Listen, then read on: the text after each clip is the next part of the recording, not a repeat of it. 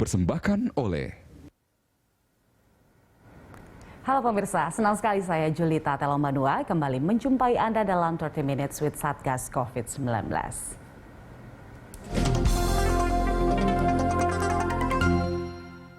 Dipersembahkan oleh Pemerintah telah mengizinkan diadakannya konser musik, pesta maupun resepsi pernikahan berskala besar di tengah pelonggaran PPKM akibat menurunnya tingkat penularan COVID-19 di masyarakat. Kebijakan ini tentu harus diikuti dengan kesadaran masyarakat serta kesiapan pemerintah dalam pengawasan protokol kesehatan agar laju penyebaran COVID-19 tidak kembali mengalami lonjakan.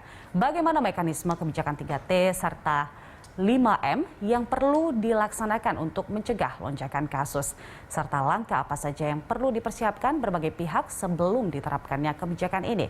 Saat ini kita telah terhubung dengan Kusmedi Priharto, Kepala Sub Bidang Tracing, Bidang Penanganan Kesehatan Satgas COVID-19. Halo, selamat siang Pak Kusmedi. Selamat siang. Salam sehat selalu. Salam sehat selalu. Yeah. Pak Kusmedi, ini akan ada kebijakan baru untuk pelonggaran PPKM. Karena merujuk dari kasus COVID-19 kita sendiri memang sudah turun begitu. Tapi apakah Indonesia sudah siap, Pak Kusmedi? Ya, bagaimanapun kesiapan itu tetap mengandung risiko. Artinya dengan jumlah penduduk kita yang begitu banyak dan kepadatan beberapa daerah, tentunya kita juga masih harus waspada karena di lapangan stigma tentang COVID itu juga masih banyak, sehingga masih banyak orang yang belum mau diperiksa, kemudian belum mau dites, mengabaikan hal-hal yang berhubungan dengan protokol itu masih banyak di lapangannya, karena kami itu berada di lapangan mendampingin teman-teman lurah di lapangan untuk bisa mengantisipasi hal-hal tersebut. Nah, strategi untuk bisa mengurangi risiko agar semua daerah dan juga pihak-pihak yang punya rencana untuk menyelenggarakan acara-acara ini nanti memang sepaham dengan visi Indonesia, yaitu visi pemerintah Indonesia untuk kita bisa punya acara sekarang, ekonomi bisa berputar kembali seperti sedia kala, tapi tidak mengindahkan bahwa kita tidak mengabaikan protokol kesehatan seperti itu. Ya, memang kita menyadari bahwa ekonomi memang harus segera dikembalikan. Tetapi tentunya dengan adanya COVID ini yang sudah hampir 2 tahun kita jalani, inovasi-inovasi di bidang itu juga sudah cukup banyak dilakukan. Dan memang masalahnya adalah masyarakat kita itu senang sekali berkumpul. Kita duduk di kafe, ngobrol sana sini dan sebagainya, kita ketemu tetangga, ngobrol ke sana ke sini dan sebagainya, sehingga itu harus mulai diingatkan kepada mereka bahwa kalau perubahan budaya atau hidup bersama COVID itu sudah mulai ada di masing-masing masyarakat, harusnya ketika masalah landai seperti sekarang, masyarakat tidak harus euforia, harus kemudian keluar rumah, jalan macet, jalan ke puncak sampai kemarin saya lihat di TV itu kayaknya susah dilalui padahal sudah menggunakan ganjil genap. Kemudian ada kafe-kafe yang sudah membuka tempat untuk makannya dengan beramai-ramai seperti itu. Itu kan artinya masyarakat belum sadar dengan benar bahwa di sekitar kita itu masih ada bahaya. Negara tetangga kita sajalah yang kepatuhannya cukup tinggi, kemudian angkanya cukup rendah, vaksinasinya cukup tinggi, saat ini sedang mengalami kesulitan seperti kita pada bulan Juli sampai dengan Agustus kemarin. Jadi ayo kita tetap waspada. Kalau memang tidak perlu sekali, nggak perlulah untuk berkumpul-kumpul, dan laksanakanlah 5M ya sekarang. 5M itu dengan betul-betul sesuai dengan kesadaran kita bahwa pandemi itu masih di kita, masih ada di sekitar kita. Iya, Pak Kusmedi, setiap ada pelonggaran, euforia itu sudah pasti. Anda sempat mengatakan udah banyak inovasi yang bisa kita ikuti untuk bisa mengurangi lah setidaknya untuk penularan COVID-19 ini. Inovasinya apa saja sih? Ya seperti misalnya dengan kita membeli makanan, itu kan sudah bisa dikirim ke rumah tanpa kita harus berkumpul. Kita perhitungkan apakah berkumpul itu sesuatu yang cukup aman pada kondisi seperti sekarang.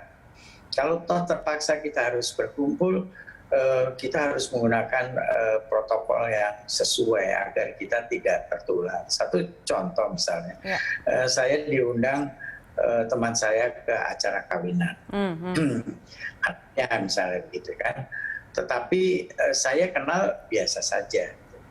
Kemudian kecuali kalau saya itu misalnya dia sahabat saya dekat, saya nggak enak kalau saya nggak datang, saya terpaksa harus datang. Oke, saya datang, saya menggunakan protokol saya yang betul-betul bagus untuk saya, menggunakan masker mungkin yang rangkap, kemudian saya tidak berdesak-desakan untuk bersalaman, ataupun kalau perlu saya bersalaman dari jarak jauh, asal sahabat saya itu sudah tahu bahwa saya datang. Atau saya bisa mengirimkan bunga, maaf ya saya tidak berani datang karena kondisi saya memang tidak baik, saya bisa mengirimkan bunga, moga-moga tidak mengurangi rasa persaudaraan atau persahabatan kita seperti itu. Nah itu kan hal-hal yang dipahami oleh seseorang bahwa saya mampu nih, saya sehat, saya sudah vaksin 2 kali, saya baru vaksin terakhir misalnya 1 bulan yang lalu, berarti kemungkinan saya daya tahan tubuh saya kuat, saya menggunakan masker double setia. Nah itu hanya mereka-mereka yang bisa mengukur hal tersebut gitu. Dan mari kita sama-sama sadar bahwa ada satu, ingat nggak sih waktu kita awal bulan Maret itu di Indonesia 2020 ketika hanya 1-2 orang yang kena COVID akhirnya menyebar ke seluruh Indonesia. Nah, COVID yang sekarang itu masih ada, tadi juga saya sampaikan bahwa masih ada stigma-stigma di mana orang takut untuk diperiksa, takut distigmanisasi, tidak mau dites dan sebagainya. Itu masih ada. Jadi mari saya setuju ekonomi harus berubah, harus segera berjalan. Tetapi kita juga harus waspada bagaimana kita mengatasi hal tersebut. Oke, artinya penyesuaian emang harus dilakukan dari dua belah pihak, yaitu dari penyelenggara dan juga dari masyarakat sendiri yang mungkin mengikuti satu acara seperti itu, yang memang harus offline, kemudian ada potensi kerumunan. Tapi bagaimana dengan konser musik? Kita ya 2 tahun ini adalah beberapa kali yang mengadakan konser musik online. Tapi kalau misalnya pemerintah sudah ada semacam lampu hijau untuk konser musik offline, euforia masyarakat luar biasa, penyesuaian seperti apa yang mungkin bisa diterapkan, Pak Kusmedi? Ya bisa saja kan saya sebagai penyelenggara misalnya dengan sebuah teknik kita melakukan Zoom misalnya seperti ini, kita bisa melihat orang bermain kegiatan di sana, kita bisa melihat bulu tangkis misalnya dilaksanakan di negara-negara luar jauh dari kita. Untuk itu bahwasannya saya harus membayar misalnya satu konser, saya harus membayar katakan 10.000 atau 20.000. Kalau saya mau ya saya bayar aja daripada saya berjejar-jejar di sana, kemudian saya mengandung risiko untuk saya tertular terhadap itu semuanya. Kenapa? Itu boleh saja kan dilakukan bahwa misalnya bioskop, ruangnya tertutup seperti itu, kemudian AC-nya sentral, kemudian saya harus nunggu duduk di situ, membayar misalnya katakan 50.000 atau 75.000, tetapi kemudian saya sakit. Kenapa nggak bioskop itu bikin aja acara di misalnya di internet atau apa berbayar seperti itu. Kalau memang orang mau berbayar silahkan lihat di situ. Tapi semuanya sama-sama aman, ekonomi berjalan, kita pun mendapatkan penghiburan tapi aman. Oh. Demikian juga dengan konser, harusnya seperti itu bisa kita lakukan saat ini. Apakah bisa dibilang artinya kita memang harus memaksimalkan kesadaran masyarakat begitu untuk menuju pelonggaran PPKM ini? Seperti itu? Ya, mau tidak mau kan seperti itu. Daripada sekarang gini, kita sudah menghabiskan biaya yang cukup banyak selama 1,5 tahun lebih. Kemudian kita jatuh lagi pada posisi kita harus menghadapi seperti 2 bulan kemarin-kemarin itu. Terus kita mau mengeluarkan lagi uang yang banyak seperti itu untuk kita bisa hanya menikmati hiburan-hiburan yang semacam itu. Baik. Saya setuju, sekali lagi saya setuju untuk bagaimana ekonomi itu berjalan.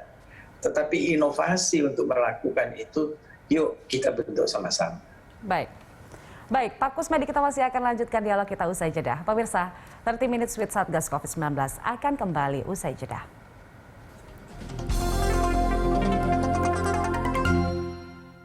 Dipersembahkan oleh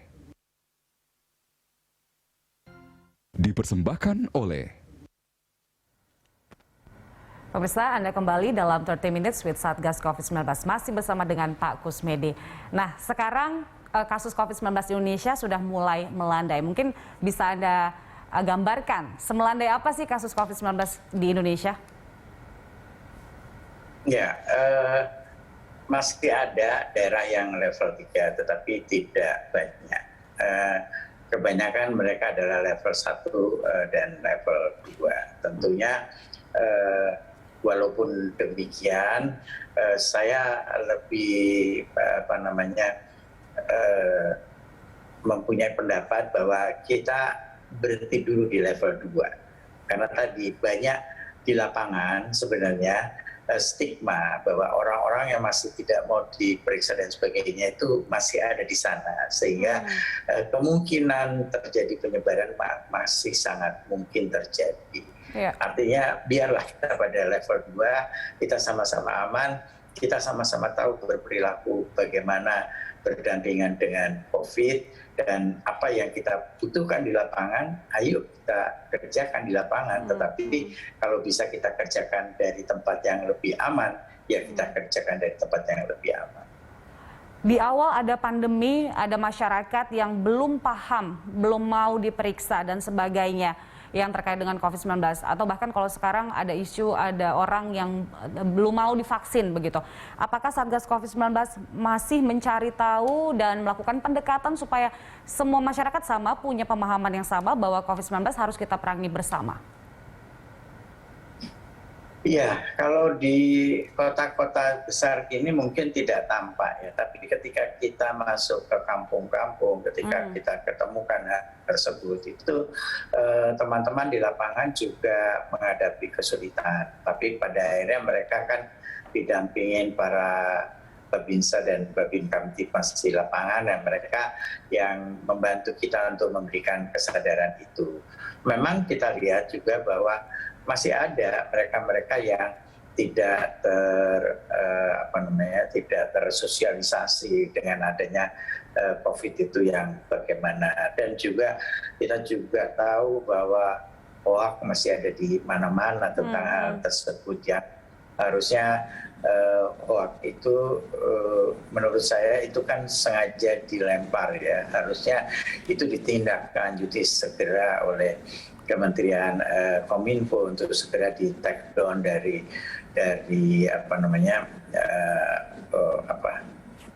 medsosnya yang ada itu semuanya, sehingga diganti.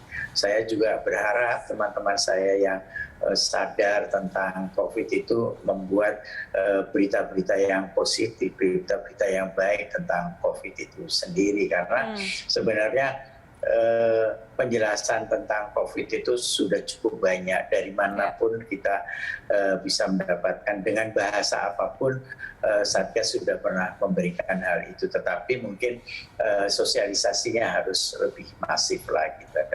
Oke, sejauh ini kan strategi yang selalu digaungkan oleh pemerintah adalah 3T. Sejauh ini untuk efektivitas 3T ini cukup atau memang masih ada strategi lain yang harus dilakukan oleh pemerintah untuk bisa menekan angka COVID-19, Pak Kusmedi? Iya, kami membuat semacam usulan gitu ya kepada pemerintah bahwa dengan adanya seperti ini mungkin yang paling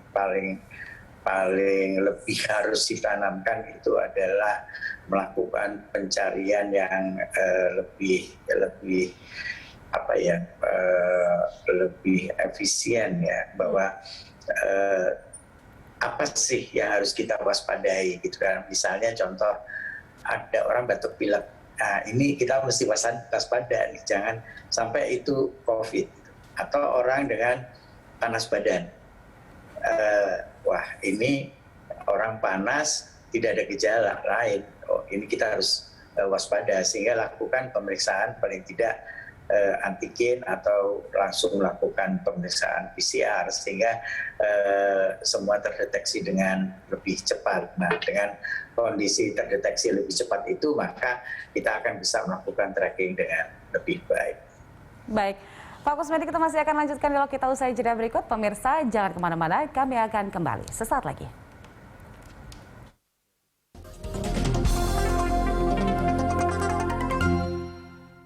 Dipersembahkan oleh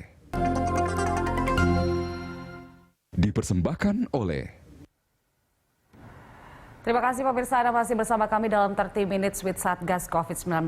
Masih bersama dengan Pak Kusmedi. Apakah dari Satgas COVID-19 ini Pak Kusmedi sudah mempunyai bayangan, sudah bisa memprediksi akan seperti apa lampu hijau dari pemerintah terkait dengan adanya acara dalam skala besar ini boleh dilakukan? Apakah sudah ada bayangan seperti itu, nanti apa yang terjadi?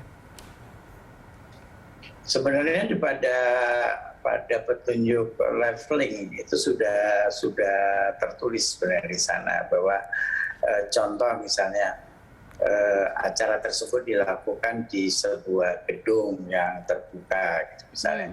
Kalau kapasitasnya dia 1.000 katakan gitu, leveling di level 2 misalnya kan di 75%. Jadi artinya gedung itu hanya boleh menampung 750 orang dengan standar dihitung misalnya kira-kira jarak minimal harus 1 meter atau 2 meter, sehingga pada jarak sekian kali sekian itu bisa ada berapa orang di sana, sehingga hal-hal yang semacam itu kapasitas jumlah pengunjung itu bisa dihitung. Kemudian tentunya mereka yang akan mengikuti acara tersebut sudah divaksinasi minimal 2 kali melalui Peduli Lindungi yang akan dilihat di sana. Kemudian diperiksa suhu pada waktu datang itu normal atau tidak. Nah, kalau tidak normal dia harus keluar dari sana. Kemudian melakukan semprotan disinfektan, bisa juga dilakukan hal tersebut di tengah-tengah kegiatan yang ramai itu, kita semprotkan disinfektan dari atas, kan tidak perlu sampai basah kuyup untuk disinfektan, harapannya supaya virus itu mati seperti itu di udara yang mungkin pengap. Atau mungkin ada ketentuan bahwa gedungnya tidak boleh gedung yang tertutup, gedungnya harus gedung yang terbuka seperti itu. Jadi pergantian atau perputaran udara di dalam itu lebih tidak itu saja udaranya, tetapi berganti dengan udara-udara yang lain seperti itu. Nah, kemudian misalnya katakan dia boleh konser hanya 1 jam, kemudian boleh ada waktu tertentu untuk hal-hal yang semacam itu. Nah, itu sebenarnya bisa disetting seperti itu, asal kita betul-betul patuh. Nah, tapi tentunya buat pengunjung juga, dia juga harus menghitung dirinya. Apakah saya kira-kira akan tertular nggak ya dengan kondisi seperti itu.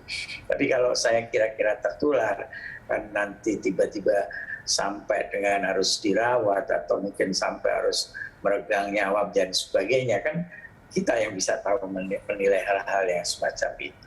Harus banyak pertimbangan nih sebelum ikut acara dalam skala besar yang offline gitu ya Pak Kusmedi.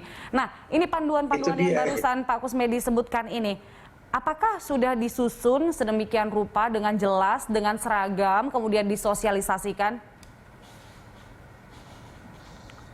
Kalau di dalam leveling sudah ada seperti itu, tetapi memang secara detail mungkin harusnya si penyelenggara tersebut harusnya bisa berkonsultasi kepada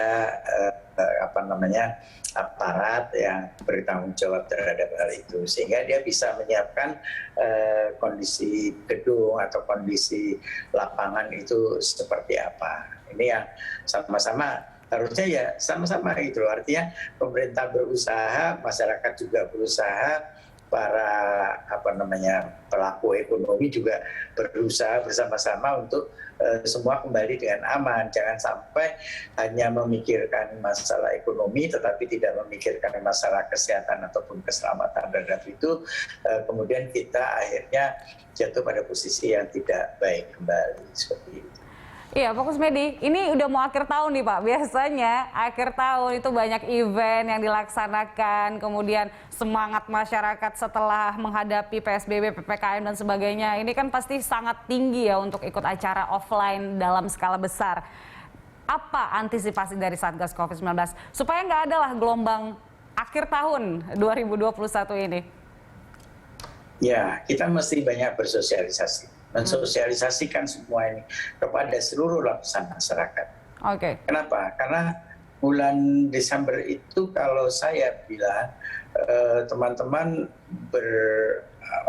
mempunyai prediksi ada kemungkinan gelombang ketiga, gitu ya. Tapi kalau saya sih tidak seperti itu. Saya berpikir bahwa tadi kembali pada euforia banyaknya liburan di bulan tersebut. Kemudian satu hal yang mesti kita ingatkan bahwa vaksinasi yang sudah diberikan kepada masyarakat itu kemungkinan besar pada bulan Desember itu daya tahan tubuh kita menurun karena sudah waktunya lebih dari 6 bulan, harusnya dia sudah di booster terhadap itu semua. Kalau penelitian-penelitian yang sudah berjalan seperti itu, bahwa pada bulan ke-6 itu antibodi mulai turun, euforia meningkat, ya udah kalau kita nggak menggunakan protokol yang benar dan kita tidak bisa menghitung kondisi diri kita, pasti kejadian-kejadian itu bisa terjadi.